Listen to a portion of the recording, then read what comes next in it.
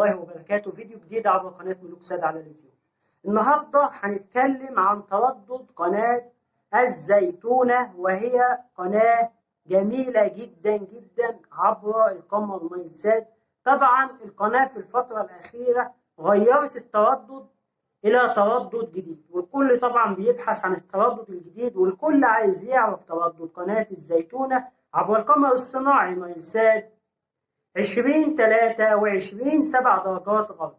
أجمل في التردد إن التردد حزمة عامة، ويعني حزمة عامة نفهم من كده إن هي بتشتغل في جميع أنحاء الوطن العربي، وده حاجة كويسة علشان الناس اللي في المغرب وفي تونس وفي الجزائر وفي ليبيا وجميع الدول العربية تقدر تشاهد التردد ده. النهاردة هنتكلم عن تردد قناة الزيتونة، وهي قناة ترددها تردد حزمة عامة. التردد هيكون معانا النهارده 11430. ايوه، هو ده تردد قناة الزيتونة الجديد 11430 مع معدل ترميز 27500، وده بيسموها معدل الترميز او درجة الرمز.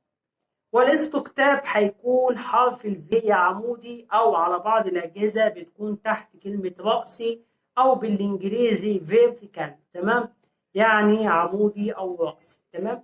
ده تردد قناة الزيتونة. طبعا القناة عشاق المسلسلات التركية، القناة اجمل واحلى المسلسلات التركية عبر قناة الزيتونة. تردد قناة اخيرا هو 11430 مع معدل ترميز 27500، والاستقطاب هيكون عمودي اللي هي حرف الفي فيرتيكال.